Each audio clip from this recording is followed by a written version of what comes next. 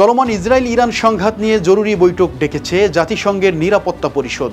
শুক্রবার স্থানীয় সময় সকাল 10টায় নিউ ইয়র্কে এই বৈঠক অনুষ্ঠিত হবে।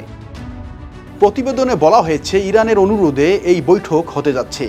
ইরানের অনুরোধে এই সমর্থন জানিয়েছে চীন, পাকিস্তান ও রাশিয়া। ইরানের অভিযোগ, এই বেআইনি অভিযানে যুক্তরাষ্ট্রের সরাসরি জড়িত থাকার কারণে পরিস্থিতি বিপজ্জনকভাবে উত্তপ্ত হয়ে উঠেছে, যার অকাট্য প্রমাণ রয়েছে। এমন অভিযোগের পর ইরান নিরাপত্তা পরিষদের প্রতি বৈঠকের অনুরোধ জানায়।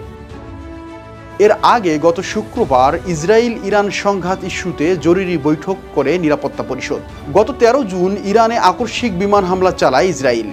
ইরানের বেশ কিছু পারমাণবিক ও ব্যালিস্টিক ক্ষেপণাস্ত্র স্থাপনা লক্ষ্য করে সংঘাত হানে দেশটি।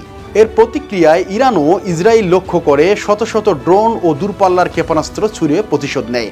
6 দিন ধরে পাল্টাপাল্টি হামলায় দুই দেশে বহু মানুষের প্রাণহানি ঘটেছে, ধ্বংস হয়েছে বহু স্থাপনা।